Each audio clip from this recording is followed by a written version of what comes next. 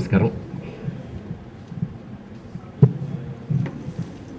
నిన్న ఆంధ్రప్రభ అనుకుంటా అందులో ఒక పుస్తకాన్ని రివ్యూ చేస్తూ డాక్టర్ ముదిగొండ శివప్రసాద్ గారు ది లెజెండరీ యాక్ట్రెస్ సావిత్రి గారి గురించి రాస్తూ ఒక సూర్యుడు, ఒక భూమి, ఒక సావిత్రి అన్నారు. నేను చాలా పులకించిపోయా. నిజంగా ఒక నటికి ఆ స్థాయి, అలాగే దాన్ని కొనసాగింపుగా నేనేమంటున్నానంటే ఒక సావిత్రి, ఒక ఎన్టీ రామారావు, ఒక విజయ సంస్థ. ఇలాంటి సంస్థ ఇందాక రామారావు గారు చెప్పినట్టు ఆయన జీవితమే కాదు, తెలుగు వాళ్ళ జీవితంలో బాల్యంలో ఒక భాగం చందమామ అయితే, యవనంలో భాగం విజయ చిత్రాలు అయితే, వాటిని నెమరేసుకోవడానికి మళ్ళీ పుస్తక రూపంలో కూడా ఆ అనుభవాల్ని మళ్ళీ మనకి పుస్తక రూపంలో అందిస్తున్నందుకు విజయ సంస్థకి కృతజ్ఞతలు చేస్తూ, పులకంచి నారాయణ గతంలో జంఝామారుతం అని జంధ్యాల గారు చేసిన సినిమాలన్నిటి మీద చక్కటి విశ్లేషణ చేస్తూ జంఝామారుతం అనే ఒక పుస్తకం హాసం ద్వారా రిలీజ్ చేశాడు.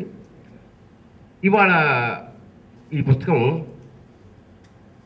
చాలా అద్భుతంగా ఉంది. ఎందుకంటే 75 గొప్ప సినిమాల మీద చక్కటి విశ్లేషణ. ఎంత చక్కటి విశ్లేషణ అంటే కొన్ని సంఘటనలు అందులో చదువుతుంటే తెలుగు సినిమాలో భాగమైనందుకు, ఒక నటుడైనందుకు, ఒక రచయితనైనందుకు నన్ను చాలా పులకించిపోయాయి. ఎందుకంటే త్యాగరాజు నాగయ్య గారు తీసిన త్యాగయ్య సినిమా గురించి రాస్తూ, సినిమా అనంతరం అఖండమైన కీర్తి ప్రతిష్టలు ఏ స్థాయికి వచ్చాయంటే ట్రావెన్కూర్ మహారాజా వారు ఆయన్ని తీసుకెళ్లి అర్ధసింహాసనం ఇచ్చి కూర్చోబెట్టాడు. ఒక తెలుగు సినీ నటుడికి జరిగిన అపూర్వమైన గౌరవం. అలాగే మైసూరు మహారాజా గారు 101 బంగారు నాణ్యాలతో ఆయనకు కనకాభిషేకం చేశారట. ఆ ప్రస్తావన కూడా ఇందులో ఉంది పుస్తకంలో.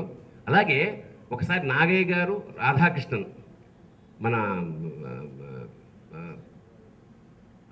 సర్వేపల్లి రాధాకృష్ణ గారు పక్క పక్కన కూర్చుంటే ఒక ఆయన చాలా అవసరం సడన్గా వచ్చి రాధాకృష్ణ గారి కాళ్ళ మీద పడ్డాడట. పడితే అతనితోటి అంటున్నాడు రాధాకృష్ణన్ గారు, ఒరే నా కాళ్ళ మీద పడితే ఏమో ఉపయోగం రా, నాగయ్య గారి కాళ్ళ మీద పడితే పుణ్యం పురుషార్థం, మహానటుడు, మహానుభావుడు అని. సో ఇలాంటి గొప్ప గొప్ప విషయాల్ని, మనకు తెలియని విషయాల్ని, మనల్ని ఉత్తేజితులు చేసే విషయాల్ని, మనకి ఇంత ఘనమైన సంపద ఉందా, వారసత్వ సంపద అని మనం ఒకసారి మోటివేట్ అవ్వడానికి అందులో చాలా గొప్ప విషయాలు ఉన్నాయి. ఉదాహరణకి ఇక్కడ ఉన్న 3 ప్రస్తుత నిర్మాతలు డివిఎస్ రాజు గారి సినిమా జీవన్ జ్యోతి గురించి రాస్తూ, అప్పటిదాకా ఆయన కేవలం ఎన్టీ రామారావు గారితో సినిమాలు తీస్తున్న ఆయన ఆ కథ తీసుకుని, జీవన్ జ్యోతి కథని తీసుకుని ఎన్టీ రామారావు గారి దగ్గరికి వెళ్తే, దీనికి కుర్రాడైతే బాగుంటుంది, నా వయసుకి సరిపోదు ఇది అని శోభన్ బాబును సజెస్ట్ చేస్తే జీవన జ్యోతి అనే సినిమా తీయడం జరిగిందని అందులో ఉటంకించారు. అలాగే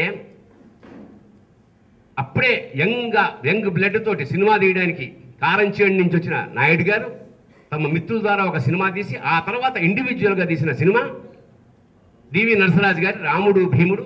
అది ఆనాటి నుంచి ఈనాటి దాకా తీస్తూనే ఉన్నారు రకరకాల భాషల్లో. అది అఖండమైన కీర్తి ప్రతిష్టలు సంపాదించబట్టిన నాయుడు గారికి.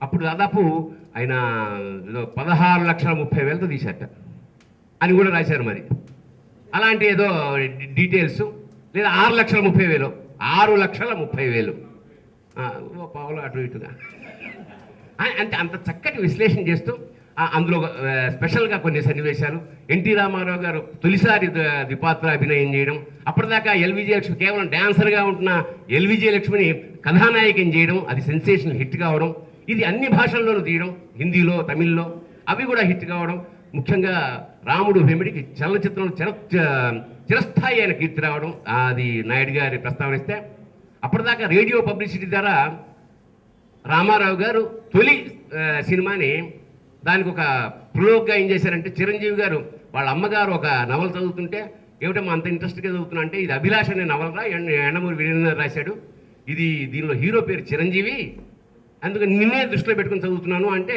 పెద్ద నవల చదవడం పెద్ద ఆసక్తి లేని చిరంజీవి గారు దాన్ని పెద్ద కేర్ చేయలేదు.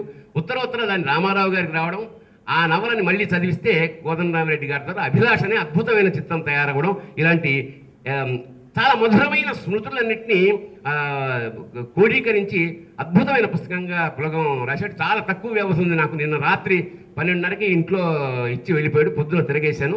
అందువల్ల బట్ ఇది తెలుగు వాళ్ళు, ముఖ్యంగా సినిమా పరిశ్రమకు సంబంధించిన వాళ్ళందరూ దాచుకోదగ్గ తీపి జ్ఞాపకం.